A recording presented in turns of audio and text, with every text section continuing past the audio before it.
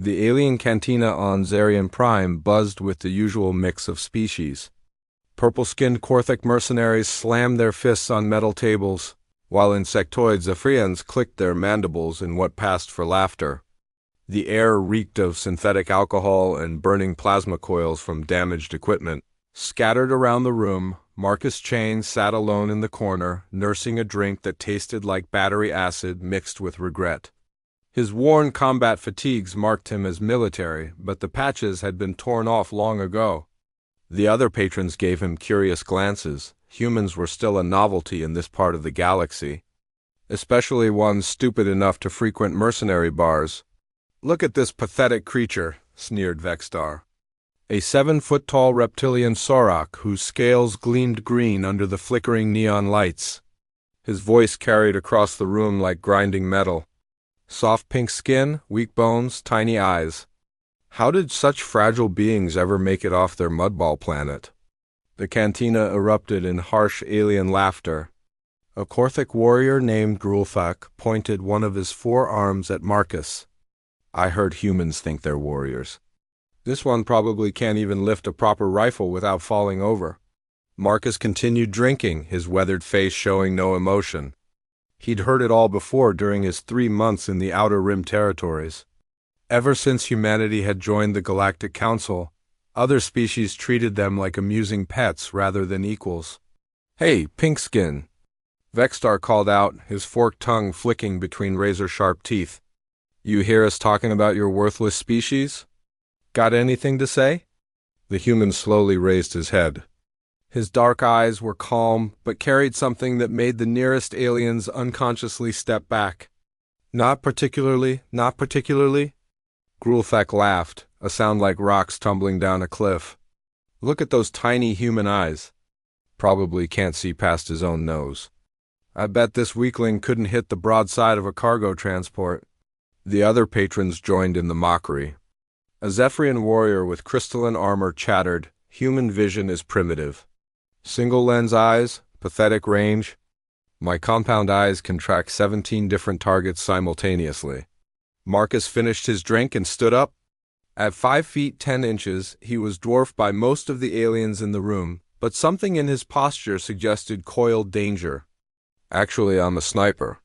The laughter became deafening. Vextar wiped tears from his yellow reptilian eyes. "A sniper? You? With those weak human eyes? That's the funniest joke I've heard all cycle." "Human weapons are toys," added another Korthak. "We've seen their primitive projectile rifles. Slug throwers that couldn't penetrate basic combat armor." Marcus pulled out a battered tablet and set it on the nearest table. The screen displayed his service record, classified sections blacked out, but the confirmed kill count was clearly visible. The number made several aliens blink in confusion. "Must be a mistake in the translation software," Grulthuk muttered, his confidence wavering slightly. A new voice cut through the noise. "It's no mistake."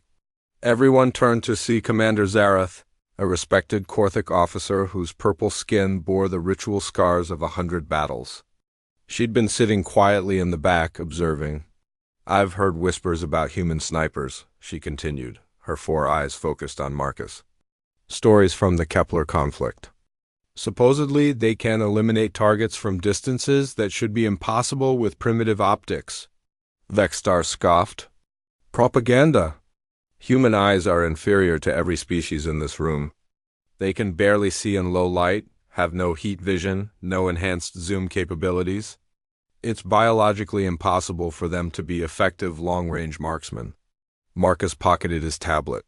"Believe what you want."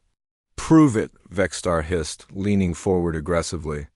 "There's a shooting range in the lower levels. Let's see how your human skills measure up against real warriors." The challenge hung in the air like smoke from a plasma rifle. Every conversation in the cantina had stopped, and dozens of alien eyes were fixed on the lone human. Marcus looked around the room at the sea of hostile faces. Some showed open contempt, others mere curiosity.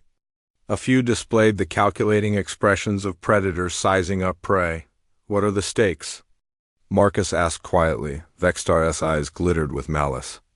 If you lose, and you will lose, you admit humans are inferior weaklings and buy drinks for everyone here. If by some miracle you don't embarrass your entire species, I'll publicly apologize for insulting humanity. Fair enough. Marcus headed toward the exit that led to the lower levels. But I choose the targets and the range. As the crowd followed them down rusty metal stairs, excited chatter filled the air. Bets were being placed, with odds heavily favoring the alien warriors. Nobody gave the human even a slim chance of success. The shooting range occupied a converted cargo hold with reinforced walls scarred by decades of weapons testing. Ancient targeting drones hung from the ceiling like mechanical bats. While holographic projectors could create moving targets at various distances, Marcus examined the available weapons rack, selecting a standard Galactic military rifle. The plasma-based weapon was twice the weight of his preferred human firearms, but it would have to do. 2 kilometers, Marcus announced, setting up at the firing line. Moving targets. Low light conditions. Several aliens snorted with derision. 2 kilometers was considered long range even for species with enhanced vision.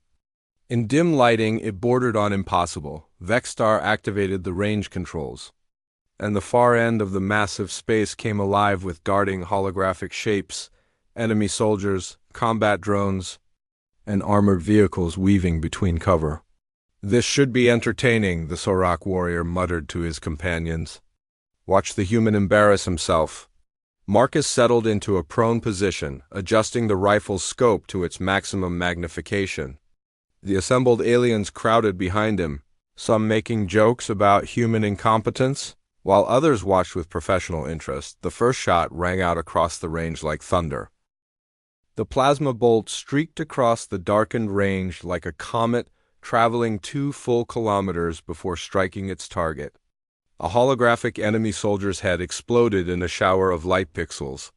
The hit so precise it severed the projection at the neck. The alien laughter died instantly. Lucky shot, Vexstar growled. But his voice lacked its earlier confidence. The Sorok's reptilian features were tense as he watched Marcus adjust his position slightly. Marcus didn't respond. His breathing had settled into a steady rhythm, his body completely still except for minute adjustments to the rifle.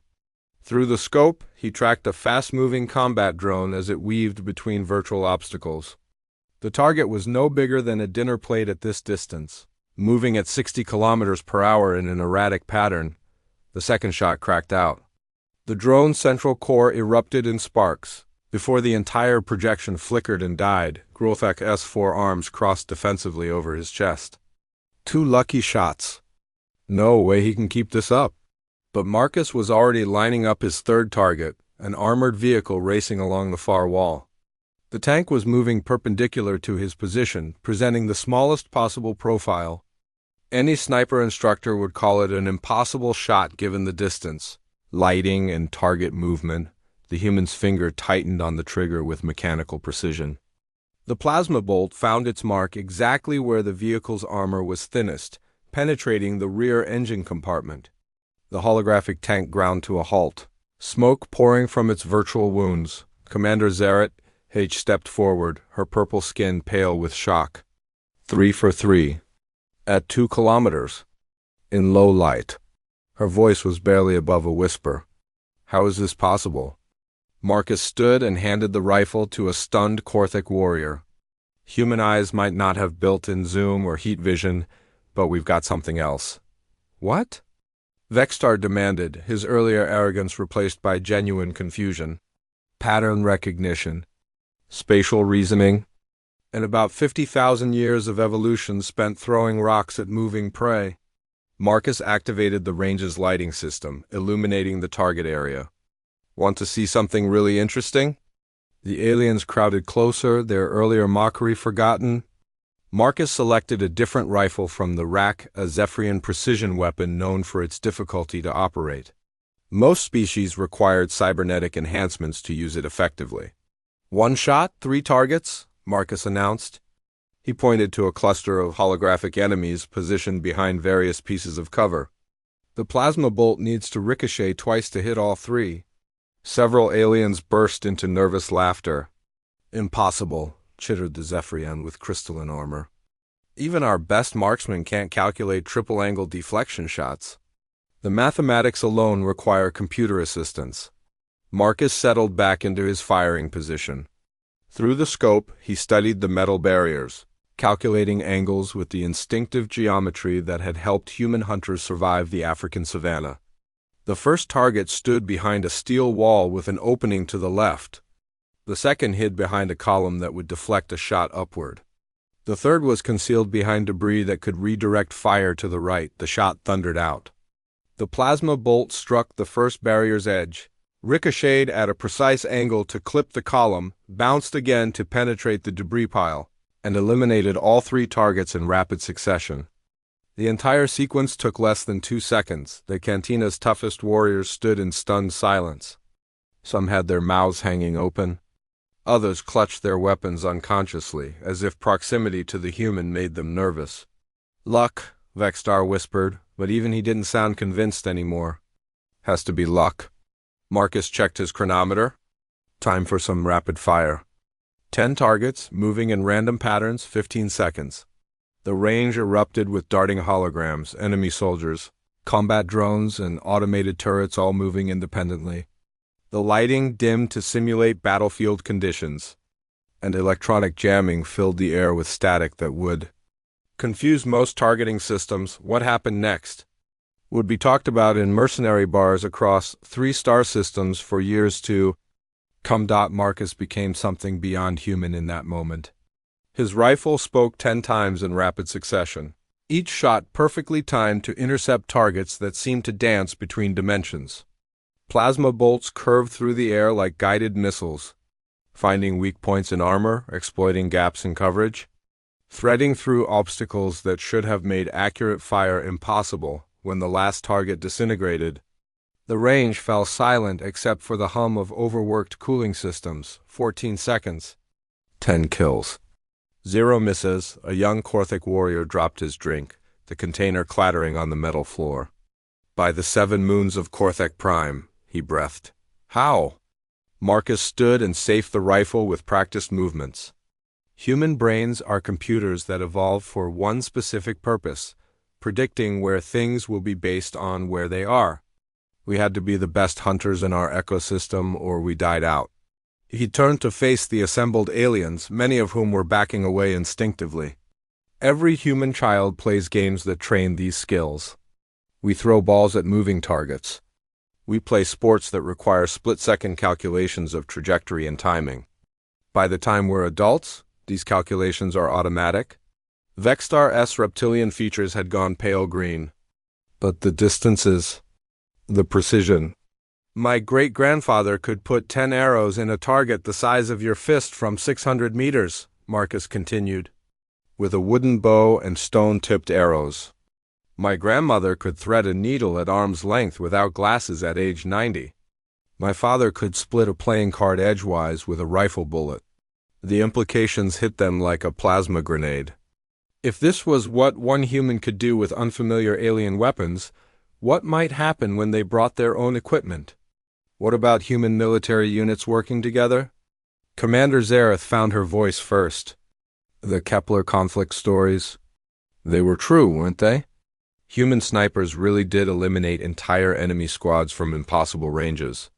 Marcus nodded grimly. 12 human marksmen held off a hegemony invasion force for 3 days. By the time reinforcements arrived, there were over 400 confirmed kills.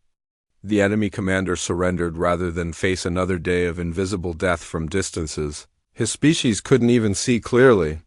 The silence stretched uncomfortably. These were warriors who had faced plasma cannons and energy swords without flinching, but the thought of an enemy they couldn't locate or engage filled them with primal dread. "There's something else," Marcus added quietly. "Everything you just saw? I'm considered average among human military snipers. There are thousands like me, and some who are much, much better." Vextar's forked tongue flicked nervously. "Much better than this? My instructor could put 5 rounds through the same hole at 3 kilometers. In a crosswind. At night. While the target was moving, Marcus slung the rifle over his shoulder. He once eliminated 17 enemy combatants with 17 shots over a 6-hour period, and the enemy never figured out where the fire was coming from. The revelation hung in the air like a death sentence. Every alien in the room was reassessing everything they thought they knew about human capabilities. The news of Marcus's demonstration spread through the mercenary networks faster than a plasma fire in an oxygen-rich environment. Within hours, every cantina, trading post, and military base in the sector was buzzing with wild stories about the human who could kill at impossible distances. 3 days later, Marcus received an unexpected visitor in his cramped quarters aboard the orbital station. Commander Zareth stood in his doorway, her 4 purple arms laden with official documentation and what appeared to be a very expensive bottle of Korthic battle wine. "I have a proposition," she announced without preamble. "My unit has been contracted for a high-value extraction on Mordic the 7th. The pay is exceptional." "But there's a problem?" Marcus gestured for her to enter, noting how the seasoned warrior's eyes continuously swept his small room for potential threats. "Old habits among soldiers, regardless of species." "What kind of problem?" he asked, pouring 2 cups of synthetic coffee from a battered machine. Zareth settled into the reinforced chair Marcus kept for alien visitors. "Our target is being held in a hegemony fortress. Standard assault would require at least 200 troops and heavy artillery. Even then, casualties would be enormous, and the target probably wouldn't survive." She activated a holographic projector, filling the room with a 3-dimensional map of a massive military installation. The fortress squatted on a barren mountainside like a metal cancer, bristling with defensive weapons and energy barriers. "The facility has overlapping shield generators, automated turrets, and a full battalion of hegemony shock troops," Zareth continued. "Conventional wisdom says it's impregnable without orbital bombardment." Marcus studied the hologram, his tactical mind automatically cataloging weak points and fields of fire.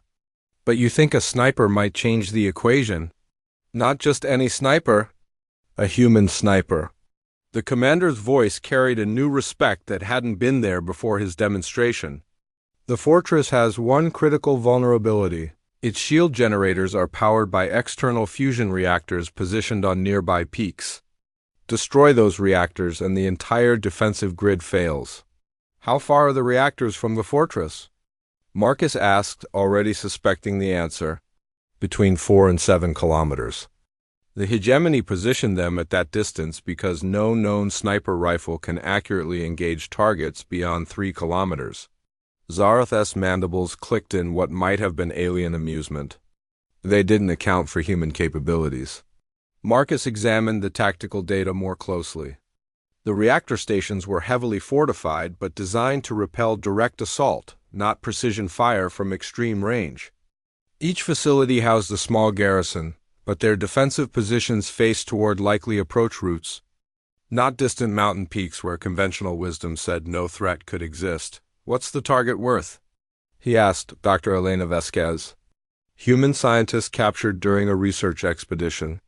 She developed new quantum encryption algorithms that could revolutionize galactic communications. The hegemony has been interrogating her for 3 weeks. The mention of a fellow human being held captive made Marcus's expression harden. Since joining the galactic community, humans had discovered they weren't the only species that tortured prisoners for information. Some alien interrogation techniques made medieval dungeons look humane by comparison. "When do we leave?" Marcus asked. Zara single quotes blinked in surprise. "Just like that? No negotiation about payment? No demands for additional equipment or personnel?" "She's human. That's enough." Marcus moved to a secured locker and began pulling out his personal equipment. "Though I will need my own rifle for this mission. Alien weapons are functional, but they're not optimized for human physiology." The weapon he revealed made Zareth's eyes widen in professional appreciation. The rifle was clearly human-manufactured, with a sleek design that seemed to flow like water frozen in motion. Strange markings covered the barrel, and the scope assembly looked more like a scientific instrument than a targeting device. Electromagnetic rail rifle, Marcus explained. Fires depleted uranium penetrators at 12,000 meters per second. Effective range is theoretically unlimited in vacuum, practically limited by planetary curvature and atmospheric interference. He hefted the weapon with the casual familiarity of a craftsman handling his favorite tool. This particular rifle has accounted for 237 confirmed kills across 14 different worlds. The hegemony has a bounty of 500,000 credits on it specifically. On the rifle? Zareth asked. On the rifle. They figure if they can study human sniper technology, they can develop countermeasures. Marcus's smile was cold as space between stars. They're welcome to try. The journey to Mordic the 7th took 6 days aboard Zareth's modified transport ship. Marcus spent the time studying detailed reconnaissance of the target area, calculating atmospheric conditions, gravitational variations, and planetary rotation effects. What looked like empty homework to the alien crew was actually complex ballistic mathematics that would mean the difference between mission success and catastrophic failure on the 3rd day. Vexstar unexpectedly joined the mission. The Sorok warrior had volunteered as backup security, though Marcus suspected the reptilian's real motivation was curiosity about human combat capabilities. Still can't believe what I saw in that shooting range, Vexstar admitted as he watched Marcus clean his rifle with ritual precision. My species has been perfecting marksmanship for over 1,000 years. Our best shooters train from childhood and use cybernetic enhancements. Yet you outperformed all of them with alien weapons. Marcus looked up from his maintenance work.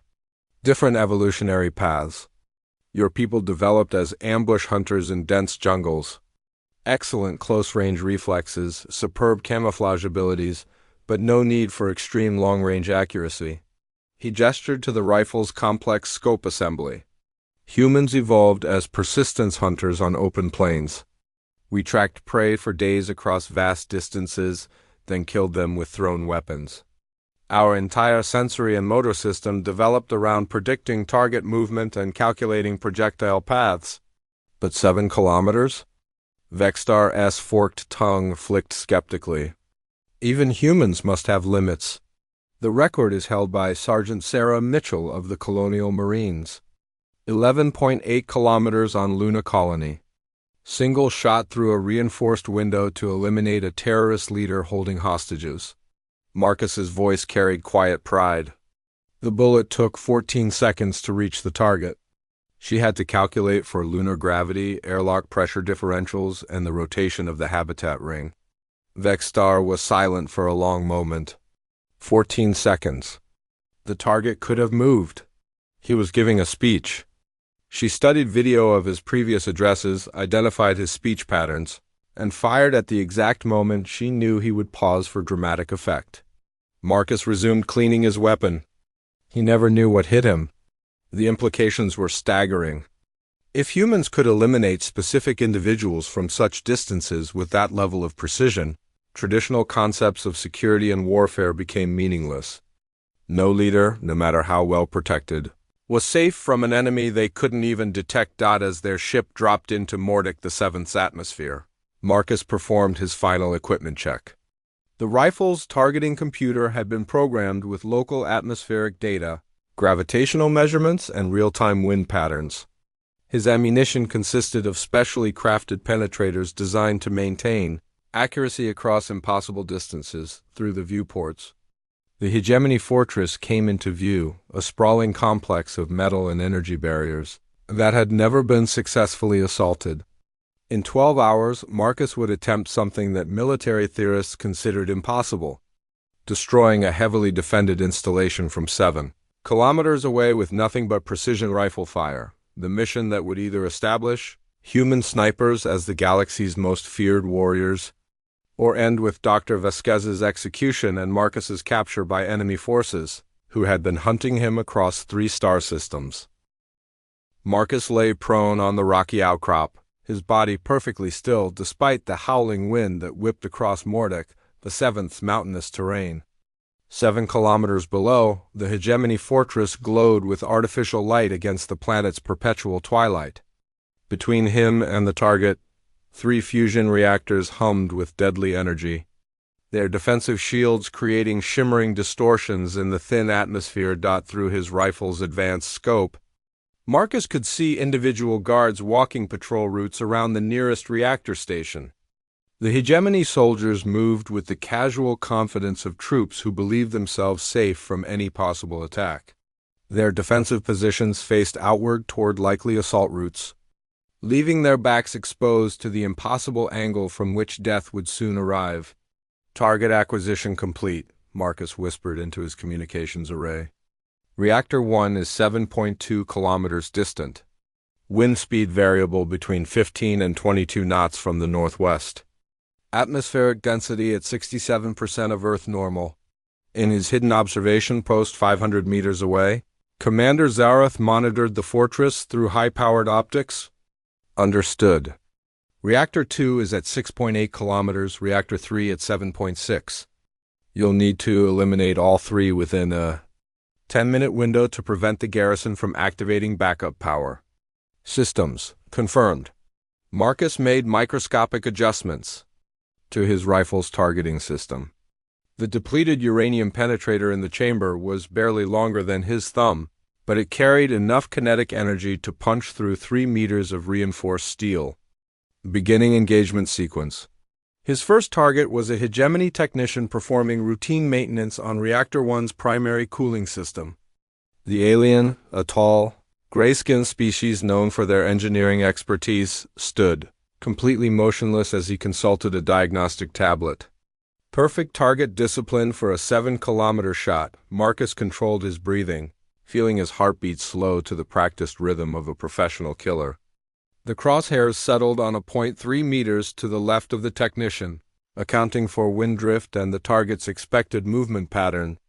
His finger found the trigger with the gentle touch of a surgeon, the rifle's electromagnetic coils, activated with a sound like tearing silk. The depleted uranium penetrator left the barrel at 12,000 meters per second, creating a brief plasma trail in the thin atmosphere. For 2.1 seconds, the projectile crossed the impossible distance while Marcus held his breath and prayed to whatever gods watched over snipers. The technician's torso exploded in a shower of alien blood and metal fragments.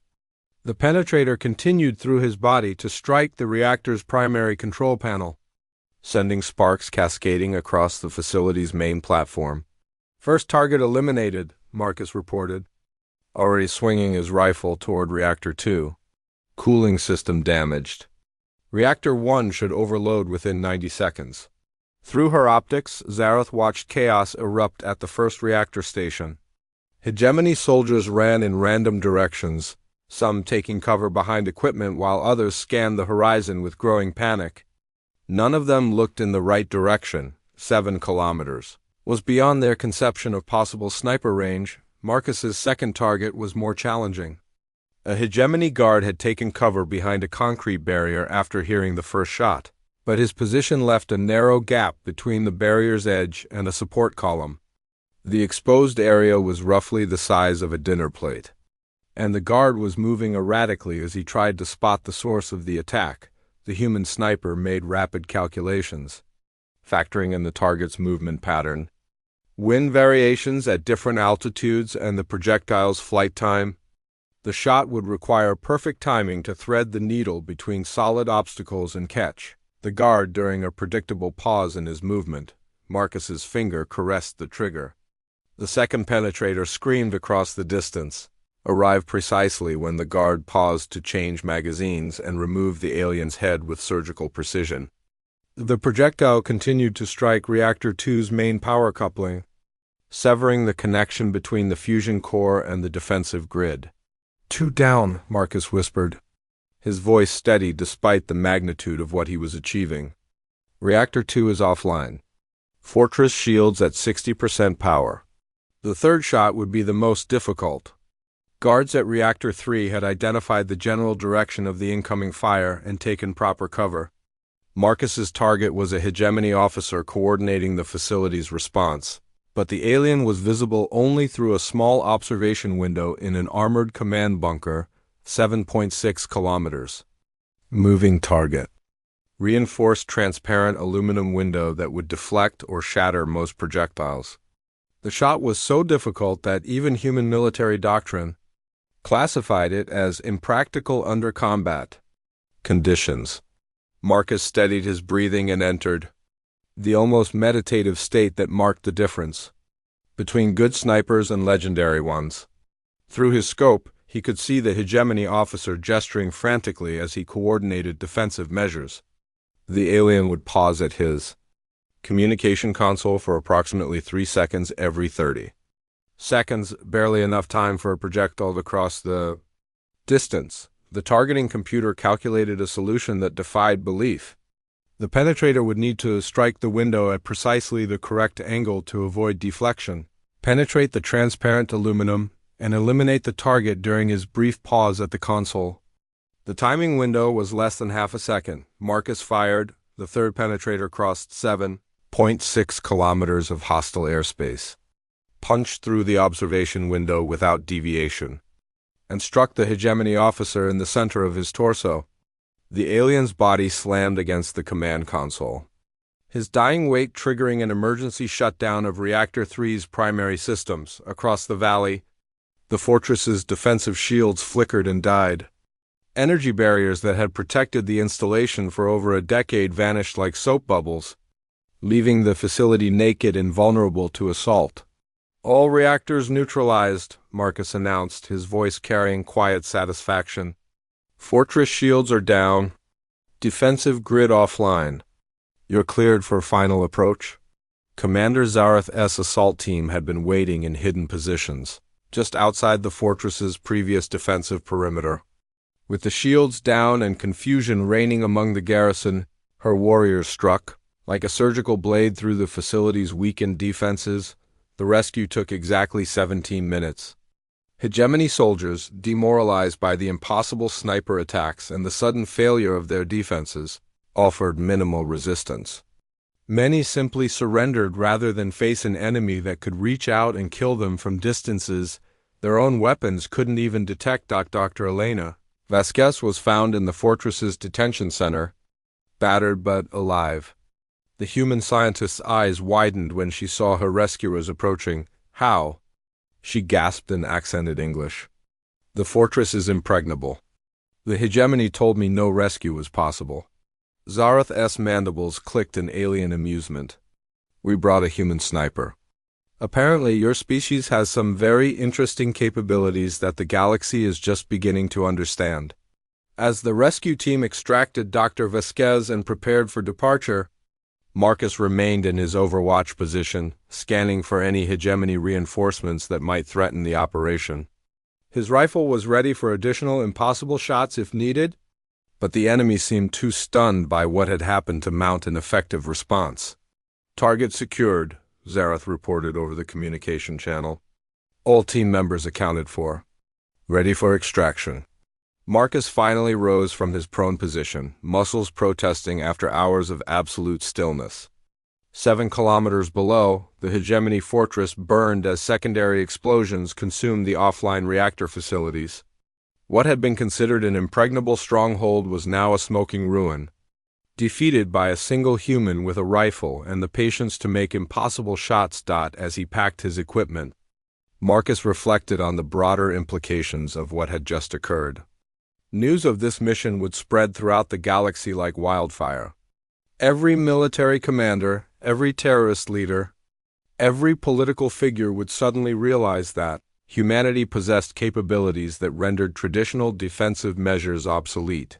The age of the human sniper had begun, and the galaxy would never be the same.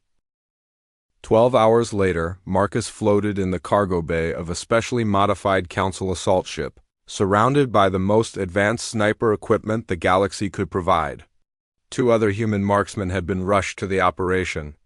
Sergeant Lisa Torres from the Colonial Marines and Chief Petty Officer David Kim from the Earth Defense Force. Both snipers were legendary in their own right, but neither had attempted shots at 15 kilometers through a radiation field while targeting a rotating space station.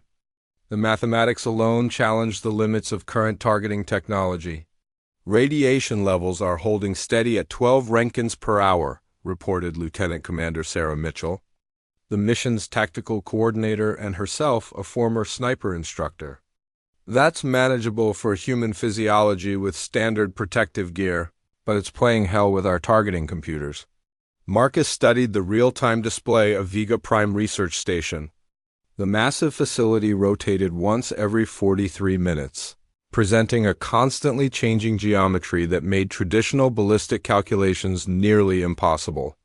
Worse, the hegemony forces had positioned themselves strategically throughout the complex, using hostages as human shields while maintaining overlapping fields of fire. Target priority?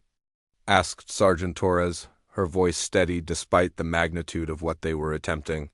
Simultaneous elimination of command personnel, Marcus replied, highlighting 3 specific locations on the tactical display. The hegemony commander is in the central hub's observation deck. His second-in-command coordinates from the main laboratory module. The third target is their communications officer in the docking control center. Chief Kim frowned at the targeting data. 15 kilometers, rotating targets, radiation interference, and we need all 3 kills within a 10-second window to prevent retaliation against hostages. Has anyone calculated the probability of success? The Council's best military computers give us a 0.0003% chance, Lieutenant Commander Mitchell admitted. That's assuming perfect atmospheric conditions, flawless equipment performance, and supernatural accuracy from all 3 shooters.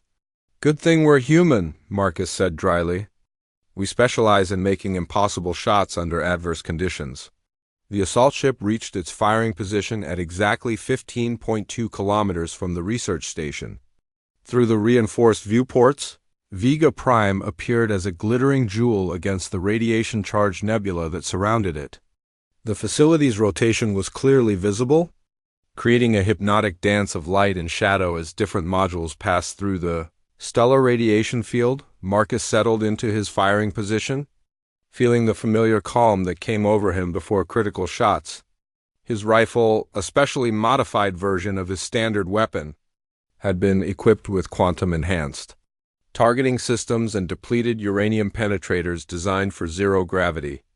Engagement. Targeting computers synchronized, reported Torres from her position 3 meters away. I have a lock on the secondary command structure. Confirmed. Lock on communications array, added Chief. Kim, target is currently behind structural obstacles but will be exposed in 7 minutes during rotation cycle. Marcus centered his crosshairs on the observation deck where the hegemony commander was coordinating the hostage situation.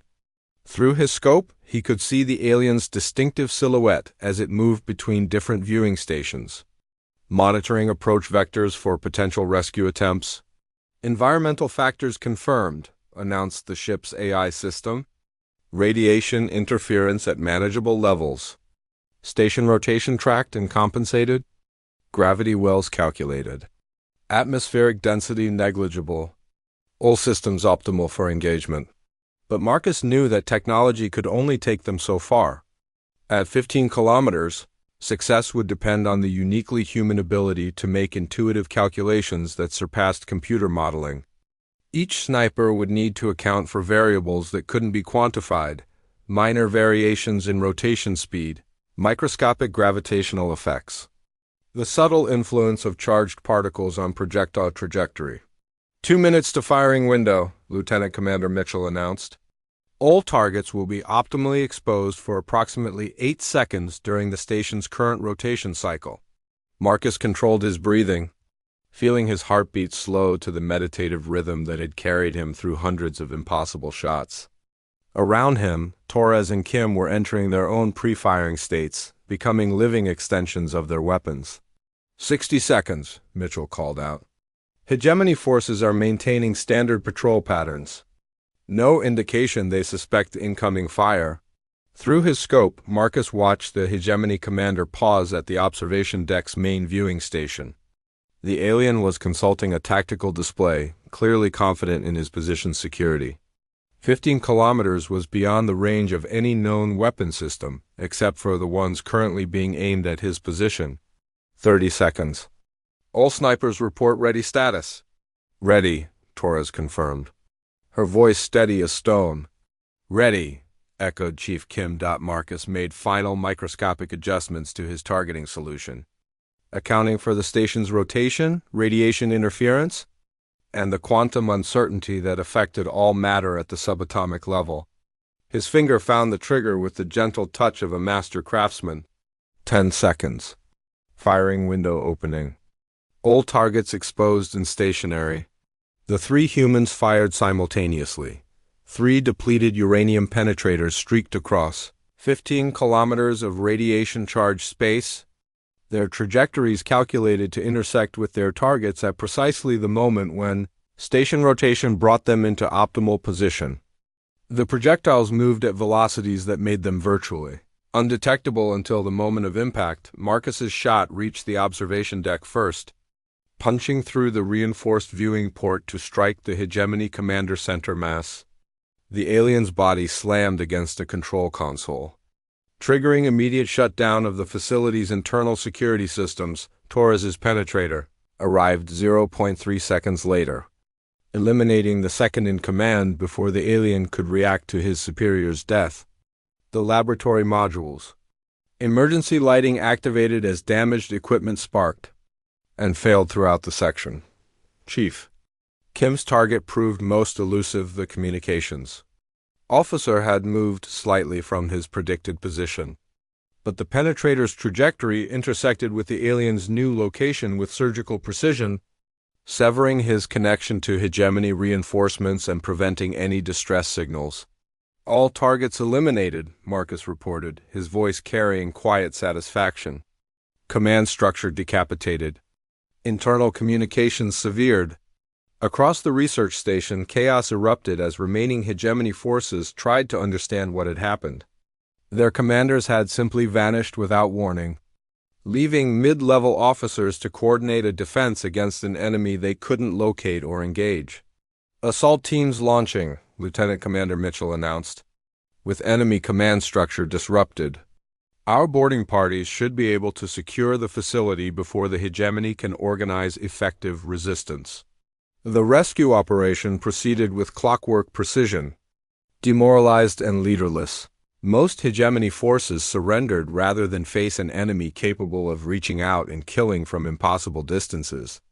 The few who attempted resistance were quickly overwhelmed by Council Special Forces, who had been waiting for exactly this opportunity. Within 40 minutes, all hostages were secure. The 2,000 scientists and their families had been saved by 3 humans with rifles and the patience to make impossible shots under conditions that defied every known principle of military science. As news of the successful rescue spread throughout the galaxy, the transformation in alien perception of humanity was immediate and dramatic. Species that had previously viewed humans as primitive newcomers suddenly realized they were dealing with apex predators whose capabilities transcended conventional understanding. Military academies across dozens of star systems began frantically revising their tactical doctrines. The concept of safe distance from enemy forces had been permanently redefined by human sniper capabilities. Traditional defensive positions became obsolete when faced with enemies who could eliminate targets at ranges previously thought impossible. But perhaps the most significant change was psychological. For the first time since joining the galactic community, humans were no longer seen as junior partners or amusing novelties. They had established themselves as the galaxy's premier military force through the simple expedient of being better at killing than anyone else. The age of human dominance in galactic affairs had begun, built on a foundation of precision, patience, and the willingness to take impossible shots when the stakes were highest. 6 months after the Vega Prime rescue, the galaxy had fundamentally changed. The council chambers on New Geneva buzzed with urgent discussions as representatives from hundreds of species grappled with a new reality. Humanity had become the ultimate military force through mastery of a single, devastating capability. Marcus stood before the assembled delegates, no longer the anonymous mercenary who had been mocked in alien cantinas. His dress uniform bore the insignia of Special Military Advisor to the Galactic Council, a position created specifically to harness human sniper capabilities for interstellar peacekeeping. "The Hegemony Armistice has been signed," announced Admiral Kethver, his purple features showing a satisfaction that hadn't been present during their desperate communications 6 months earlier. After losing 17 command centers to human sniper fire, their leadership has agreed to withdraw from all disputed territories and submit to council arbitration. A ripple of amazed conversation swept through the chamber. The Hegemony had been the council's primary military rival for over a century, maintaining their aggression through superior technology and ruthless tactics. That they had capitulated completely after a handful of engagements spoke volumes about the psychological impact of human military doctrine. "How many casualties?" asked Ambassador Trelax, the insectoid diplomat whose compound eyes reflected genuine concern. 43 confirmed kills across 17 separate operations, Marcus replied. "All precision eliminations of command personnel. No collateral damage. No civilian casualties." The Hegemony's military leadership simply ceased to exist at ranges they couldn't counter. The statistics were sobering in their efficiency. Traditional warfare between comparable forces typically involved thousands of casualties and massive resource expenditures. Human snipers had achieved total strategic victory through surgical elimination of key individuals, leaving enemy forces intact but leaderless. Commander Zareth, now serving as liaison between human forces and the Council military, activated a holographic display showing the galaxy's new strategic balance. Human sniper teams are currently deployed in 47 star systems. Their mere presence has deterred 18 potential conflicts and resolved 6 border disputes through negotiation rather than warfare. "It's not just the killing," explained Dr. Vasquez, who had become the Council's expert on human military psychology. "It's the knowledge that any leader, anywhere, can be eliminated without warning from distances that make retaliation impossible. Traditional concepts of security have become obsolete." Vextar, who now served as Marcus's personal bodyguard and had become something of an expert on human capabilities, stepped forward to address the assembly. "I have witnessed humans achieve things my species considered impossible.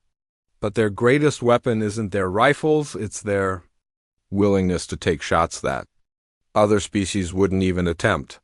The Sorak warrior's transformation, from sneering skeptic to devoted ally perfectly, illustrated the galaxy's changing relationship with humanity.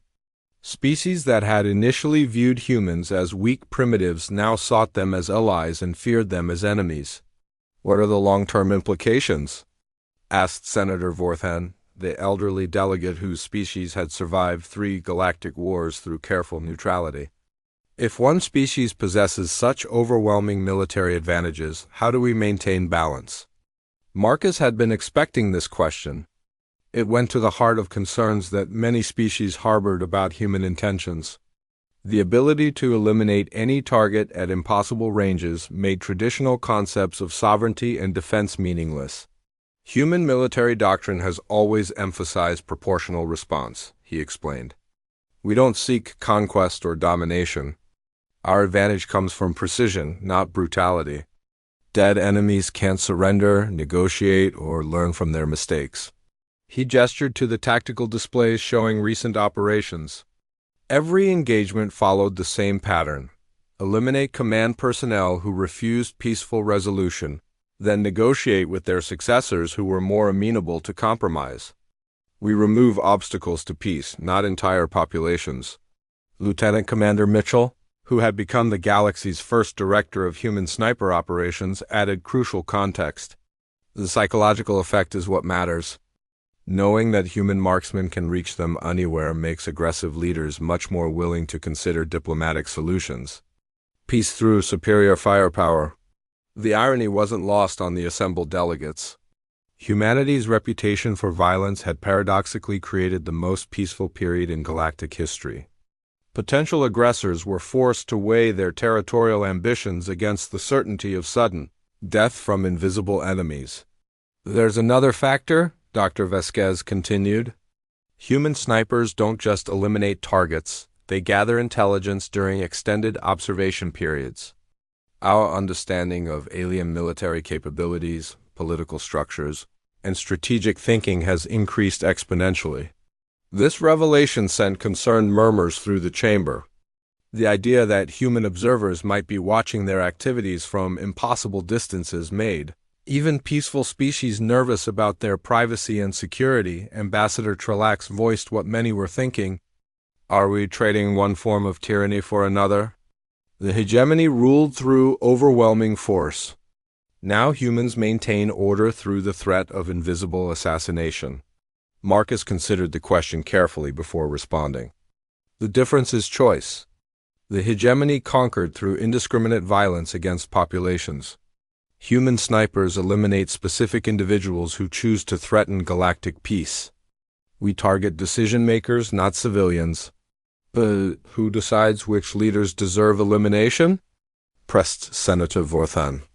What prevents humans from removing any official who opposes their interests?